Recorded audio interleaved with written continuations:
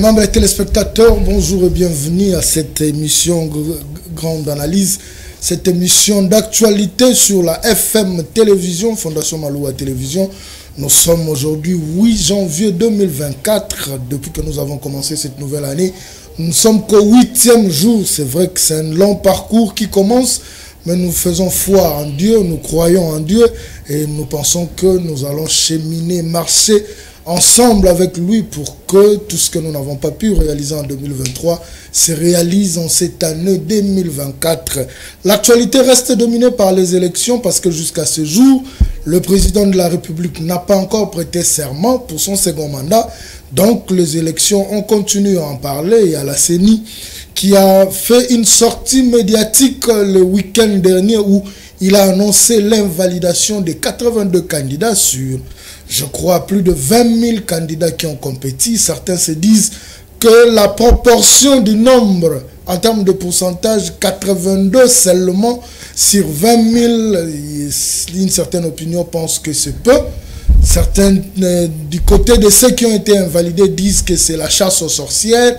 On leur attaque pour ne pas avoir plus de députés. Certains disent que la CENI a bien fait son travail. Tout cela, c'est ce que nous avons vécu le week-end qui vient de s'écouler. Mais en dehors de ça, nous devons aussi savoir qu'une partie de Kinshasa vit sous les eaux. Nous avons les amis de Kingabwa. En ville vers Poilou, il y a des maisons qui sont sous les eaux. Nous partons vers Kintsuka, il y a des maisons où pour sortir aujourd'hui, ils se servent de pirogues. C'est vrai que c'est un fait qui ne dépend de personne, c'est la nature, mais du moins, la population crie à ce que la République ou le gouvernement puisse essayer de voir, de trouver des solutions pour ces personnes qui sont obligées de laisser leur domicile pour aller se réfugier quelque part. Certains sont en train de passer la nuit à la Belle Étoile. Ça fait vraiment très mal, surtout que nous sommes dans une saison pluvieuse. Tout cela, ce sont des sujets que nous aurons à étaler sur ces plateaux. Vous savez que depuis que nous avons commencé cette année, nous avons eu des invités qui ont défilé ici, parlant toujours des élections, mais à chaque jour que nous parlons des élections, nous avons toujours une nouvelle problématique. La grande question se pose, c'est celle de savoir, est-ce que la CENI a compétence de valider les candidatures? C'est avec M. Eric Mbila Mbadou que nous allons essayer de développer ce sujet. C'est vrai que c'est un politicien, mais de surcroît, il est juriste. Nous saurons avec lui sur le plan du droit si la CENI avait compétence ou qualité d'invalider ces candidats qui ont été ou qui seraient auteurs de la tricherie ou de bourrage de urnes. Je m'en vais déjà dire bonjour à Maître Eric. Bonjour cher frère, bonne année. Bonne année, comment vous allez? Oui, ça, on se porte bien, j'ai levé aussi pour vous. Hein. Merci beaucoup. Comment se porte le Sénarc? Oui, le Sénarc se porte très bien, son président national évidemment, et qui a tenu à ce que je puisse remercier la population congolaise en son nom pour la bravoure et le patriotisme avec lesquels ils ont accueilli les élections 2023. Ils ont fait preuve de beaucoup de maturité au-delà de certaines petites irrégularités. Il a tenu aussi que par mon passage ici, je puisse féliciter ou bien dire merci à la population d'Inongoville, où il était candidat. Ça s'est bien passé de l'autre côté pour lui, pour nous aussi. On est en train d'attendre les résultats déjà de façon provisoire par la CENI, mais on est très rassurés au regard des PV que nous avons, que nous sommes dans les bons. Voilà. Avant d'entamer le sujet des élections, l'invalidation, parlons d'abord de ces quartiers de Kinshasa qui vivent sous les eaux aujourd'hui. C'est vrai que ça ne dépend de personne. Il y a la crue au fleuve, l'eau a débordé son lit, mais ceux qui vivent sous ces eaux-là, ce sont des Congolais. Un message à ces personnes qui vivent sous ces eaux et au gouvernement, qu'est-ce qu'il faut faire? Parce qu'il y a certaines familles qui vivent aujourd'hui sous la Belle Étoile. Oui, je commencerai directement par le gouvernement parce que les messages, on en a eu autant. Et si les personnes qui sont censées faire quelque chose ne le font pas, nos messages ne serviront finalement à rien. Moi, je pense que c'est un problème de manque de permanence opérationnelle de l'OVD. il n'y a pas un service de drainage des eaux permanent ici, à Kinshasa particulièrement, et en RDC. Si déjà l'OVD que nous avons, c'est-à-dire on donne que ce qu'on a, avec les moyens de bord, pouvait s'atteler tout le temps à drainer, à canaliser les eaux, on ne serait pas dans cette situation. C'est-à-dire, l'OVD n'est opérationnel, à mon sens, que quand il y a des grands travaux. Mais, oui, c'est ça le problème. Terminé. Jamais vous trouverez l'OVD à Matete, en Djili, en train d'aménager les caniveaux, en train de voir dans quelle mesure canaliser. Non, ils ne le font jamais. C'est toujours quand on veut réparer Elengesa, quand on veut réparer, c'est vraiment des bonhommes, de la paix, c'est alors que vous voyez l'OVD. Et pourtant, de façon permanente, en collaboration avec l'autorité urbaine, il fallait qu'il soit opérationnel dans ce sens-là. Oui, il doit être opérationnel dans ce sens-là, mais la population aussi est dans cette logique de mauvaises habitudes qui jette les immondices dans des caniveaux. C'est vrai que l'OVD doit faire son travail, mais dans une entreprise, il y a toujours eu une planification. À l'heure actuelle, est-ce que la faute devait seulement incomber à l'OVD? Parce que la montée des eaux, nous avons une régie qui régit, permettez-moi la tautologie, tous les cours eaux. Donc, il devait savoir qu'à un délai X ou Y, nous aurons la crue. L'eau devra déborder les lits. Et à ce jour, est-ce que nous devons seulement incomber la faute à l'OVD? Parce que ce qui est arrivé, déjà arrivé, mais qu'est-ce que le gouvernement fait pour prendre en charge ces familles qui vivent sous les eaux? Non, justement, il faudrait compartimenter les responsabilités.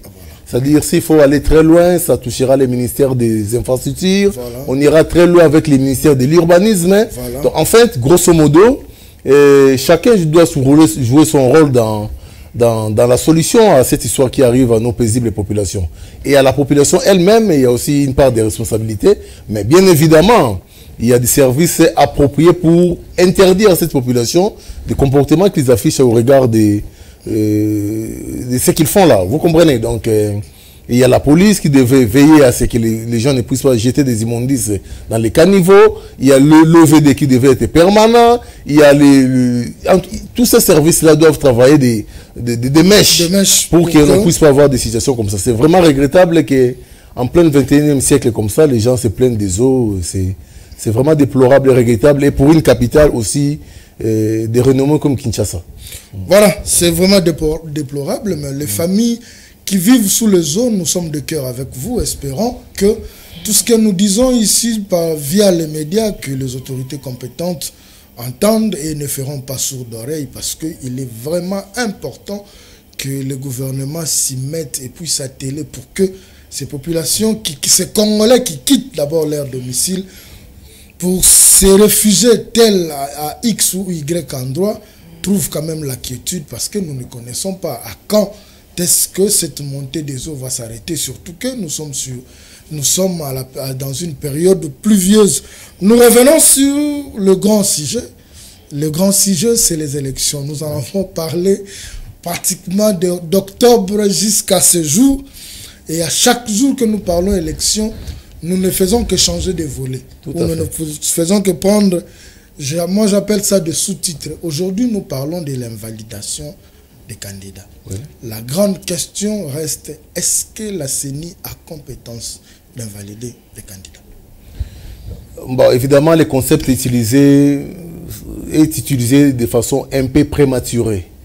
Ici, il ne s'agit pas, entre guillemets, à mon sens, d'une invalidation, des invalidations consommées. Okay.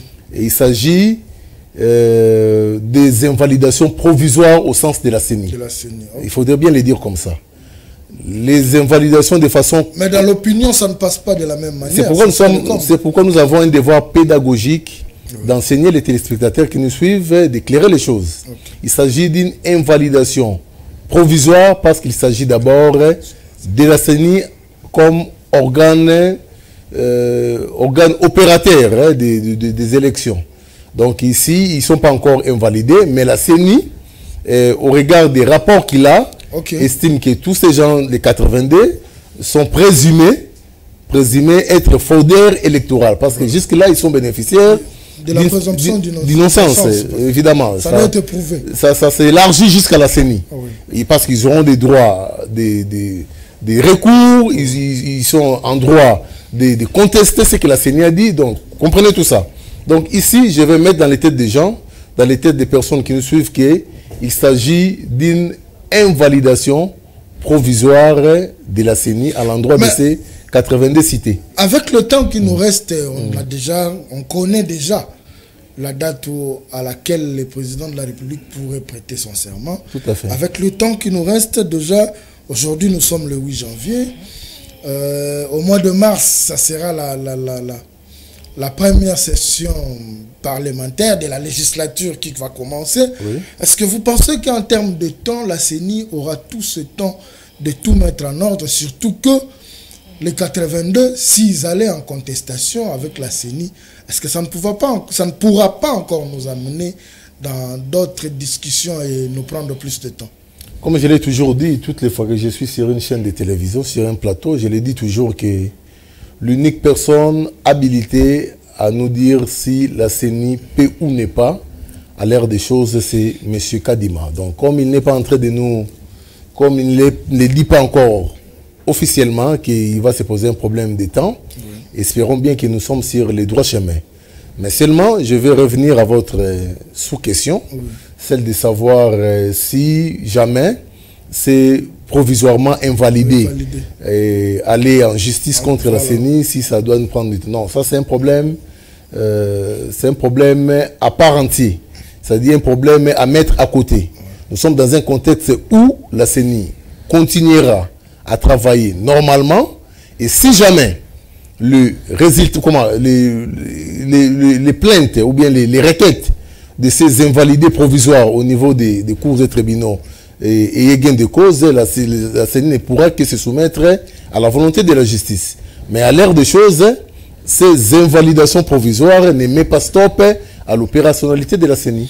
Était-il important que nous on en arrive là, 20 000 candidats, on invalide 82, même sur le plan proportionnel, l'opinion s'est dit que, je veux le dire à Lingala, comme certains l'ont dit,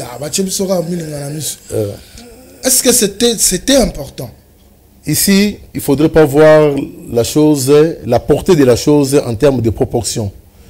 Il faut voir ça en termes de répondants aux besoins de la population. Parce que la population s'est plainte que dans certains coins, dans certaines circonscriptions, il y avait effectivement des problèmes de nature à opérer dans le sens des fraudes électorales. Cette population a dénoncé, les services de sécurité ont travaillé dessus, il y a des rapports qui sont allés à la CENI, et pour montrer son impartialité, la CENI était obligée de nous présenter ces, entre guillemets, ces présumés mécréants, ennemis de la République, pour qu'enfin la population s'assure que cette CENI est réellement une institution de l'appui à la démocratie et qu'il est impartial. Il n'appartient ni à la société civile, ni à je ne sais pas moi, à l'opposition, encore moins à la majorité. Donc c'est une façon, c'est un bon répondant dans le sens de la portée. C'était convenablement bienvenu pour que cette population s'assure que la CENI nous a organisé des élections impartiales, des élections crédibles, démocratiques et transparentes. Ça valait la peine. Une question que nous avons posée, que je posais au début, apparemment nous n'avons pas eu la réponse appropriée. Est-ce que c'est le pouvoir de la CENI d'invalider? En tant qu'organe opérateur, il a le pouvoir, de façon restreinte, de constater et de faire rapport. C'est ce qui s'est fait maintenant.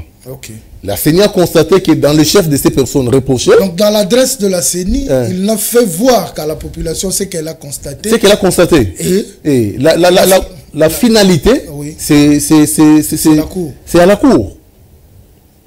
Ici pris comme organe délibérant des situations relatives à ces invalidations provisoires de la CENI. Mais dans le sens de la CENI, sans prendre la parole, dans le sens de la CENI, ces gens ont effectivement fraudé. Il s'agit de fraude électorale, parce qu'il ne s'agit pas seulement de ça. Il y a certaines personnes qui sont susceptibles des infractions des droits communs, notamment les incitations à à la violence, oui. des extorsions, parce qu'il y en avait aussi. Oui. Des gens qui ont ravi des forces les machines de la CENI vers des destinations inappropriées, non connues de la CENI. Donc tous ces cadres-là amènent la CENI à faire un rapport, et c'est maintenant au procureur et à la cour de se saisir des faits. Donc moi je pense que plus objectivement parlant, c'est une démarche très valable de la CENI, mais la population doit retenir que la CENI n'a pas cette compétence d'invalider les candidatures. Non. Mais ce qu'elle a fait là, c'était juste faire une communication. Une communication sur des probables invalidés à venir au niveau des cours et tribunaux. Mais la cour a fait un communiqué disant qu'il ne va statuer qu'après la publication de la CENI. Mais toutes ces personnes qui ont été candidats invalidés, qui doivent chercher à revoir, ou pas revoir, qui doivent chercher à revenir dans la course, parce que c'est disons qu'ils ont été accusés à tort. Ça ne va pas encore nous prendre du temps, parce que si la cour doit statuer après la publication. C'est comme je venais de le dire tantôt. Les procédés utilisés par la CENI ne mettent pas stop à l'opérationnalité de la CENI. La CENI devra continuer à faire son travail normalement et que si jamais ces gens sont référés à la justice, la CENI ne fera que se plier aux décisions de justice. Donc ce n'est pas un motif de stop pour la CENI de ne pas continuer son opérationnalité. Mais la CENI critique, ou pas critique, cherche à invalider ou invalide. Non, sans prendre le mot, il ne cherche ni à invalider, mais il fait un constat réel au regard... Amenant à l'invalidation de certains candidats. On reste dans cette logique-là. En suggestion. Oui, voilà, on reste dans cette logique-là. Mais ces personnes qui ont été retrouvées avec des machines, les machines ne proviennent que de la CENI. Si on sanctionne les corrupteurs et les corrompus, qu'en est-il de son sort? Mais justement, c'est ça l'essence des procès publics qui doit tenir les cours et tribunaux à l'endroit de ces gens, parce que les machines ne se sont pas déplacées d'elles-mêmes vers les présumés fraudeurs. C'est-à-dire qu'il y a une chaîne d'opérationnalité pour que la machine quitte de la CENI jusqu'à ce qu'il soit utilisé dans une destination inconnue de la CENI. Donc toute cette chaîne-là, et les responsabilités seront établies. C'est pourquoi je vous ai parlé ici de certaines personnes qui seront poursuivies pour extorsion, pour intimidation et consorts. Donc, en fait, la réalité pénale est telle que toutes les personnes qui ont concouru pour que ces machines puissent opérer... X ou Y. Même au niveau de la CENI, le président Kadima l'avait dit. Les sanctions seront à attribuer au regard des responsabilités. Dites-moi, une machine peut arriver chez moi... D'abord, la destination première de la machine, c'est la CENI, non? C'est-à-dire, il faudrait suivre de la CENI vers la personne, vers une église, ou bien vers, je sais pas moi, une école, un cantonnement caché.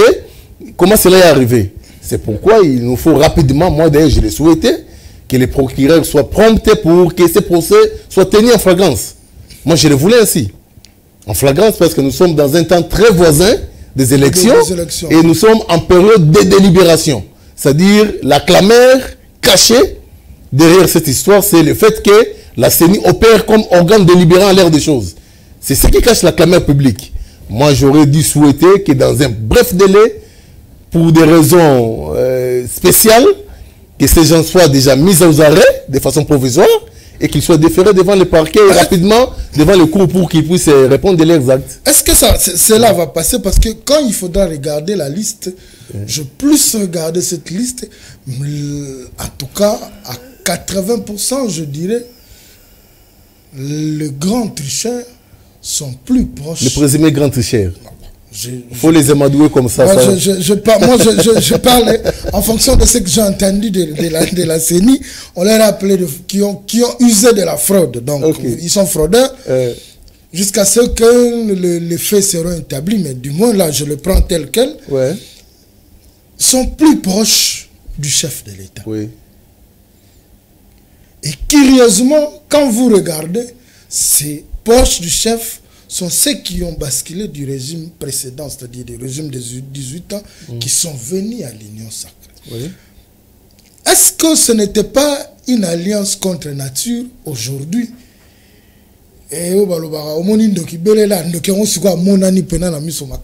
Non, moi aussi je commencerai ma réponse à Lingala par une anecdote qui dit que ceux qui ont la vérité, à tes bébés et lamba, c'est pas la caca. C'est pas la caca, pour la vérité. Pour la vérité. C'est-à-dire ça t'aide maintenant à comprendre les choses telles que ça est. Donc, moi je pense que ce qui est arrivé à nos frères, nos compatriotes, c'est une expression, d'abord pour la CENI, c'est une expression de transparence, et pour les chefs de l'État, c'est une occasion d'avoir devant sa miroir des personnes qui l'entourent. Et je pense qu'il est maintenant fixé. Quand Kabila nous disait que je n'ai pas plus de 15 collaborateurs autour de moi, je n'ai pas eu 15 collaborateurs autour de moi, et les gens croyaient que c'était de la blague, c'est-à-dire ça venait du fond de son cœur. Aujourd'hui, à plus de 90%, ce sont nos amis de l'Union sacrée qui se sont exhibés dans cette mauvaise aventure. Moi, je pense que les chefs doivent se remettre à question pour bien lire ses collaborateurs, et je pense que, comme il a dit récemment ici, on ne peut pas travailler avec des fraudeurs. C'est grand, c'est grand. C'est vraiment important qu'ils puissent en tirer des conséquences. Et ces gens, moi je demande au nom de la population, sans me mixer de la justice congolaise, que ces gens, que leurs peines puissent aller même jusqu'à des privations de droits politiques. Comment Comme ça, oui, évidemment, c'est prévu par la loi. Fort malheureusement, j'ai mes dispositions dans mon téléphone, je ne l'ai pas ici avec moi. Mais sinon, ils doivent être privés des droits politiques au regard de certaines dispositions des lois organiques en rapport avec ce qu'ils ont commis comme fraude. Il nous faut une jurisprudence finalement autour de cette histoire. Et cette jurisprudence-là doit être très aguerrie. Comme ça, aux prochaines séances, les gens qui tenteront de voler les machines à voter s'en référeront. Mais, de poche du président de la République, oui, on retrouve 3 gouverneurs dans le coup, on retrouve 3 ministres en fonction dans le coup. Oui. Finalement, on donne raison à l'opposition, où certains pourront donner raison à certains opposants qui pensaient que tout ce qui entoure le président de la République sont là pour se réjouir et non d'aider les chefs de l'État. Non, parce que ça fait mal de voir un ministre en fonction, un gouverneur qui sont censés prêcher par l'exemple, mais être cité dans une affaire de fraude électorale. Non, moi je pense qu'il ne faut pas donner raison à l'opposition, il faut donner raison à la maturité et à la vigilance du peuple congolais.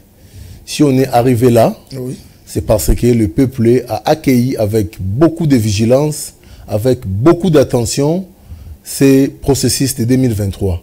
Ça va de la collaboration des peuples vers la CENI. C'est-à-dire, s'il est question de remercier, il faudrait dire merci au peuple congolais. Parce que toutes ces irrégularités, n'eût été l'attention, l'attachement et la vigilance du peuple congolais, on ne serait pas là. Ça a été donné, on a vu des vidéos circuler par-ci, par-là. Déjà être intimidés même avec des armes, mais des gens qui se sont retrouvés devant des résistants congolais et décidé d'avoir des élections bonnes, transparentes et démocratiques.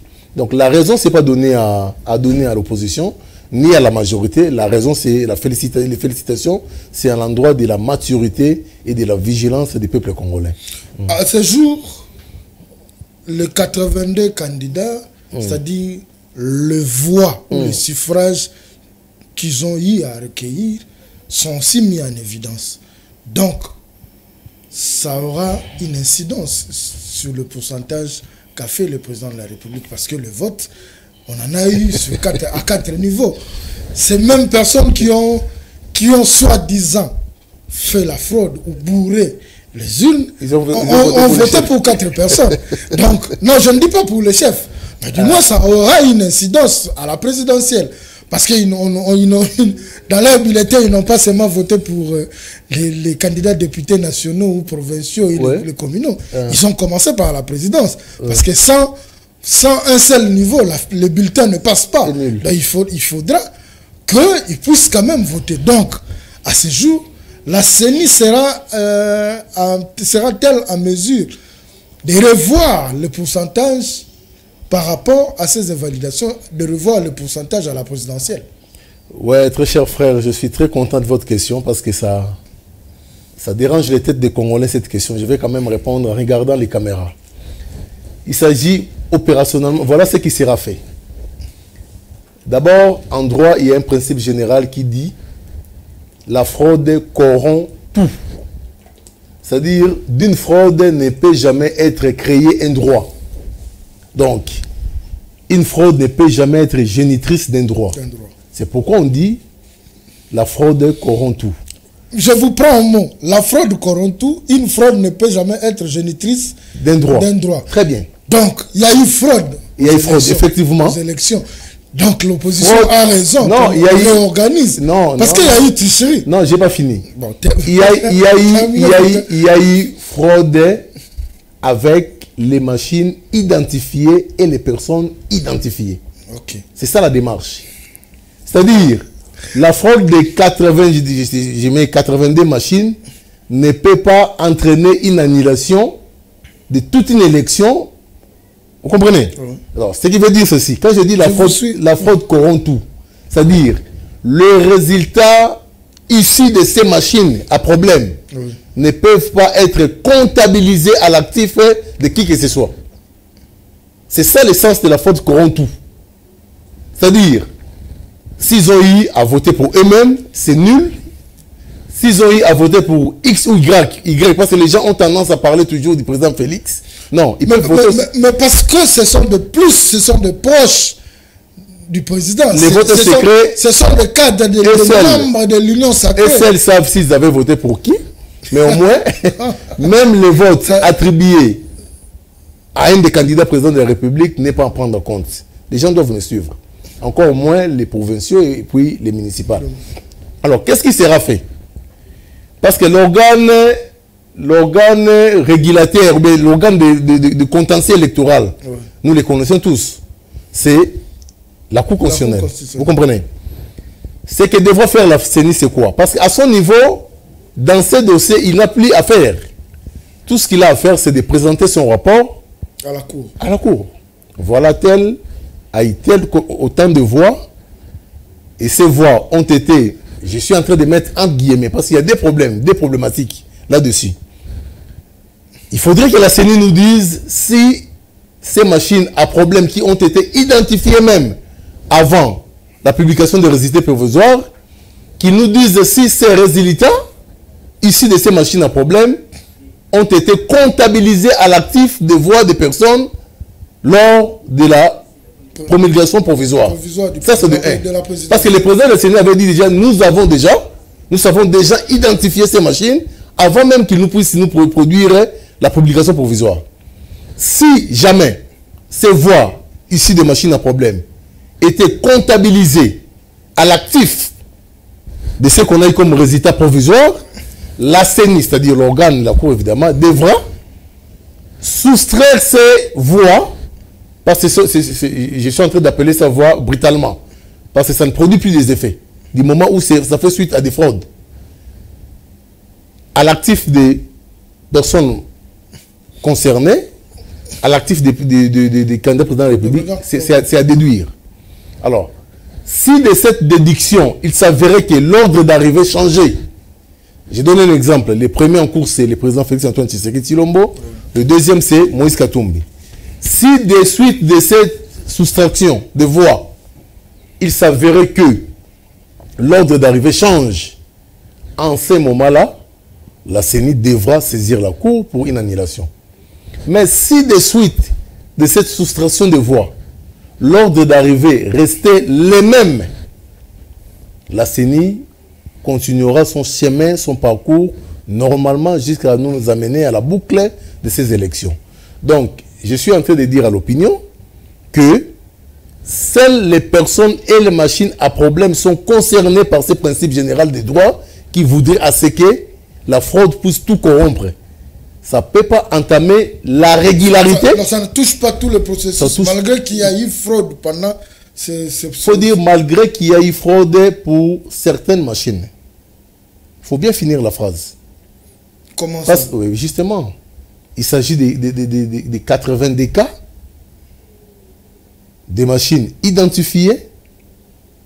Et on a même une jurisprudence, je crois, de 2011, je pense, où dans les zones où il y avait irrégularité, les élections, je crois, si pas 2011, ça doit faire 2011 ou 2011, je pense, ont été refaits. Mais évidemment, avec le format des choses ici, moi je pense que comme la CENI, parce que cette fois-là, on n'avait pas dénoncé les auteurs. Mais ici, on a en face de nous des auteurs connus, des présumés fraudeurs électoraux. Et la CENI nous a rassuré des machines à problème. Il sera question de produire un rapport devant l'organe judiciaire pour que les responsabilités soient établies. Mais ça ne peut être nullement constitutif d'une annulation d'élection, jamais. Je comprends que chacun a un camp qu'il soutient. C'est vrai qu'on reste scientifique, on reste légaliste, mais du côté de l'opposition, ils pensent que comme Kadima a déjà dénoncé ces tricheurs, c'est-à-dire toutes les élections étaient entachées d'irrégularités et il faudrait qu'il y ait annulation. Mais je me suis toujours posé une question. S'il y a annulation des élections aujourd'hui, avec la souffrance que la CENI a eu à avoir pour avoir l'argent afin d'organiser ces élections, je me demande, parce que nous avons tous suivi, la CENI est allée même dans la logique de prêt pour que seulement nous ayons les élections le 20 décembre 2023. En fait, le souci, ce n'est pas de s'attarder sur qui a triché, qui a fait quoi que ce soit, mais le souci, c'est la République démocratique du Congo. Ça fait mal quand on voit ces personnes qui se disent être des dirigeants de la République, mais aller dans cette logique de la triche. C'est vraiment très compliqué. Si vous gagnez ces élections par fraude ou par tricherie, pensez-vous que vous aurez à faire le travail auquel vous serez appelé à faire? On nous dit toujours dans la cité Balobara, c'est-à-dire,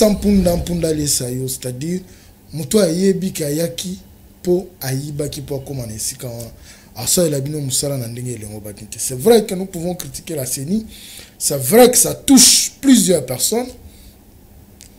Certains se disent être victimes d'une machination au sein de la famille politique qui est Union Sacrée.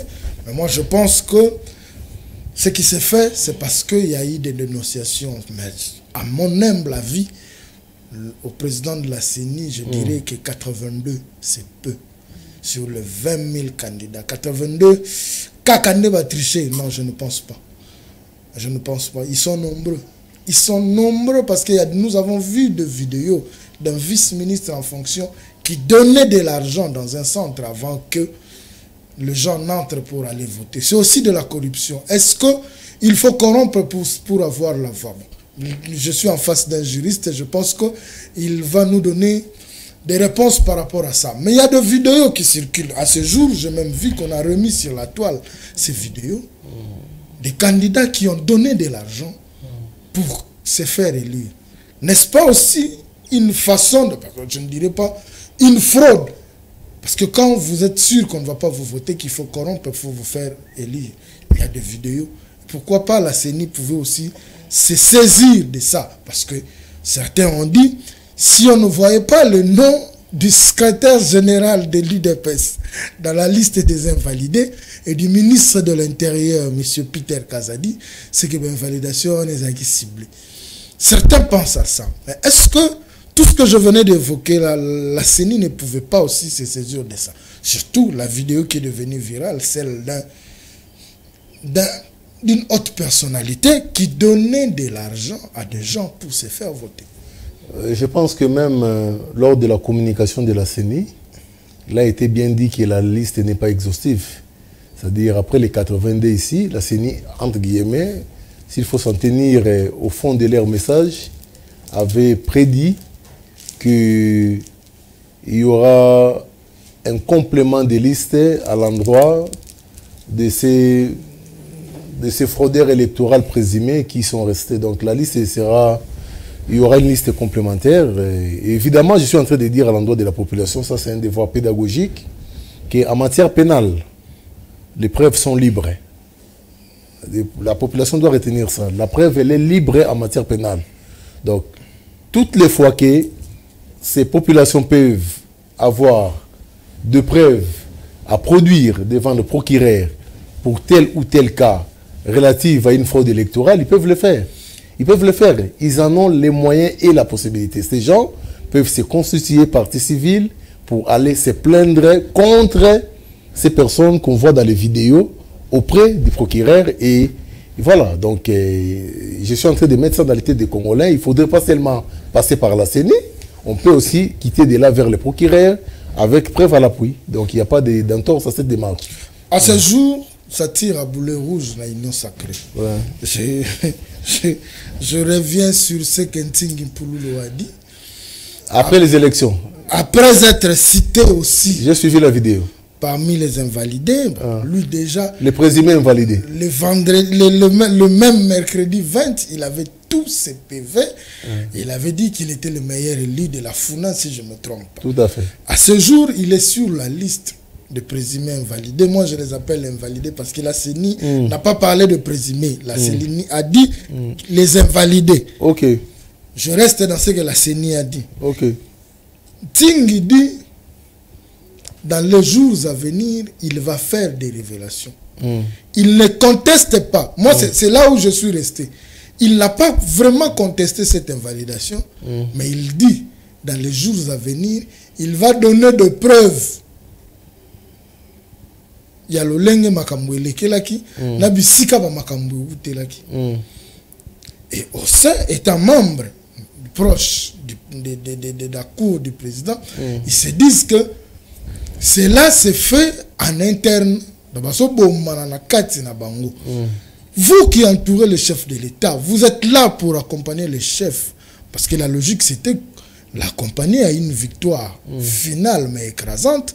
Nous avons vu 73%, bien qu'aujourd'hui, certains commencent à douter de ces 73% parce que on parle de la fraude. Mais quand il dit qu'il a des preuves qu'il va sortir dans les jours à venir, donc en amont, il y a eu des choses qui se sont faites pour que, comme cela n'a pas marché, aujourd'hui qu'ils nous disent qu'il y a des preuves. Non, finalement, il va rejoindre la jurisprudence de Kabound, hein, quand il dit qu'il a des preuves, et puis voilà. Moi, je pense que, c'est comme on dit à Lingala, quoi. C'est ce que disent les jargons quinois, les patois quinois, s'il a des preuves et qu'il puisse les amener à acquis des droits, ça serait bénéfique et intéressant, non pas seulement pour la CENI, mais pour l'ensemble du peuple congolais. Et moi, je pense que ce sont des déclarations émotionnelles, épidermiques, et qui font suite à cette invalidation provisoire qu'il a. Et voilà. Et j'en appelle aussi aux autorités et de l'interpeller s'il y a lieu, qu'il puisse enfin nous dire ses révélations. Mais je suis convaincu que ça fait suite à une certaine honte publique et que de se voir dans un jeu aussi très sale comme ça, et capable même de leur prendre toute leur carrière politique. Hein. Donc c'est triste. Il faut lire les réactions des Congolais, il faut lire les réactions des gens, il faut lire la tristesse du chef de l'État dans le contenu de son message. C'est regrettable. Imaginez, raisonnons par absurde, que ces gens passent députés. Quel intérêt, quel souci allait-il avoir pour cette République? Des mots à vous. Des mots à vous. Donc ça, c'est faire de la République un conglomérat de gens qui ont mal compris les choses pour qu'ils se retrouvent dans ces pays. Et je suis en train de soutenir les points de vue du chef de l'État, que ces gens, et je suis en train d'insister, que les sentences puissent aller jusqu'à des privations des droits politiques. On n'a pas besoin Vous martelez sur ça, pourquoi? Je suis en train de marteler, ça servirait d'une très bonne jurisprudence pour la suite. Ça fait très mal. Voyez-vous la passion patriotique avec laquelle la population avait accueilli les élections, au-delà de ces petites irrégularités. Vous sentez une bonne habitude être installé dans les chefs des Congolais, d'aller voter. C'est une forme même de consolidation de cette alternance qu'on a eu entre les sénateurs avec Joseph Kabila et le président Fachi. Félix Antoine Tshisekedi Tshilombo. Vous sentez les gens se mettre dans les bains démocratiques, d'aller choisir les dirigeants de leur pays. Et vous vous y mixez à des extorsions, à des intimidations, à des corruptions. Les gens doivent être arrêtés.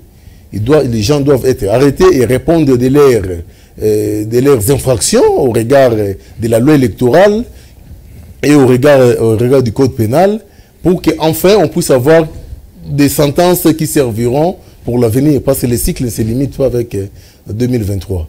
Donc il faut mettre dans les lots des réactions épidermiques, des hontes publiques, les dires de Nsingi Pouloulou. Ça va autant pour les autres. J'ai vu hier dimanche dans un kilt quelque part là, je vous dis, il fallait avoir des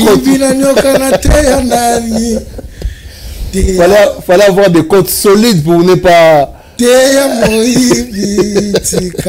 Ah voilà. C'est compliqué, c'est aussi ça la République démocratique du Congo. Moi je me dis, nos politiciens sont censés relever le niveau de débat. Okay. Le débat, c'est la République démocratique. Et vous, sans prendre le mot, vous avez suivi la réplique de l'autre? Je suivi. Ça fait mal. Quand ces personnes qui sont censées diriger la République se jettent dans ces débats de caniveau, ça fait très, très, très mal. Ce n'est pas parce que l'autre a été pris la main dans les sacs que vous êtes parfait. Non, je ne pense pas. Vous avez eu à travailler ensemble. Vous avez dit que Kinshasa n'a jamais connu le meilleur gouverneur tel que Jantini Ngobila. Et le Kabola Bino Toyebite. Donc, ce n'est pas parce qu'aujourd'hui la CENI parle de Ngobila parmi les fraudeurs que vous êtes lavé. Non. Vous avez géré ensemble, Ngobila, gouverneur de la ville, vous, président de l'Assemblée nationale, de l'Assemblée provinciale. Regardez la situation que traversent les Kinois aujourd'hui. Ça doit vous interpeller au lieu de faire de votre culte un lieu. Il y a un concert, on dirait toi na Fali, on dirait toi na Zaïko, on dirait toi na Wenge. Ça fait vraiment très mal. Maître Eric Bila, nous sommes arrivés pratiquement à la fin. Oui. En 2 minutes. Le président de la République pourra prêter serment, je suis au conditionnel, le 25 janvier au stade des Martyrs. Oui. Dans les mois qui vont suivre, il devra y avoir un gouvernement qui doit se former. Tout à fait. Les profils de personnes qui doivent entourer le président de la République pour ces mandats et que peuvent être les axes prioritaires du chef de l'État. Je commencerai par le deuxième volet de votre question. L'axe prioritaire du chef de l'État, à mon sens, doit être l'indépendance économique de la République démocratique du Congo. Il doit travailler dans le sens de la productivité interne, ça j'insiste. Quand je dis indépendance économique de la République démocratique du Congo, ça englobe et la sécurité et tout. Okay.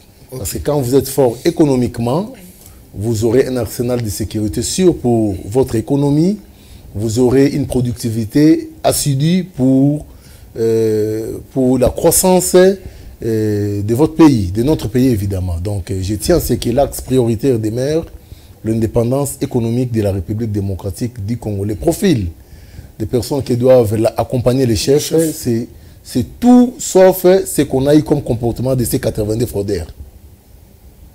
On sait les lire, comment ils ont été passionnés des débats nationaux. Je cite Nsingi Pouloulou, un homme d'État. Le débat de père et de mère. Voilà là où ça nous amène à chuter. Ça prouve que c'était animé d'une certaine flatterie. Je suis respectueux des gens. Je cite Ngobila. Tout ce qu'il nous a exhibé comme pas de danse, francophonie, je ne sais pas moi, tous ces événements, ce n'est pas l'éthique, les modèles des politiciens qu'on doit voir à côté du chef. Il faut une certaine notoriété publique.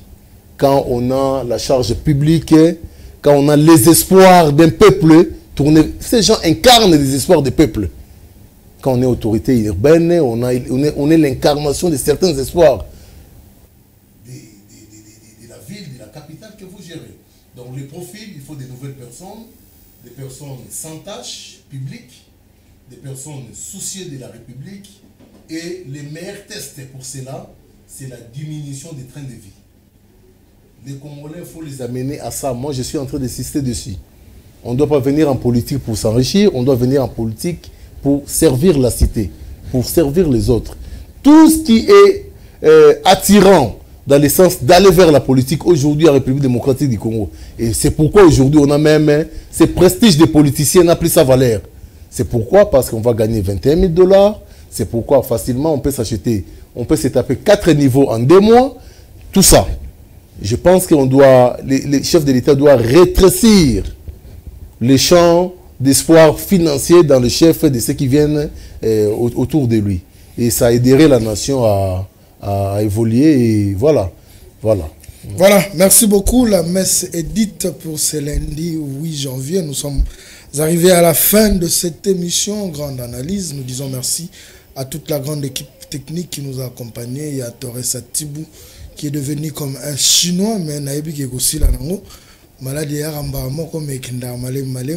Enoch Mafuka, il y a Don Benj Makola à la régie et Galor Mouya. Merci beaucoup à vous et on se retrouve demain pour un prochain numéro avec d'autres invités. Mais nous devons toujours retenir la République avant tout. Ça pourra aider la RDC de sortir du gouffre. Bye bye. Bye bye. Merci.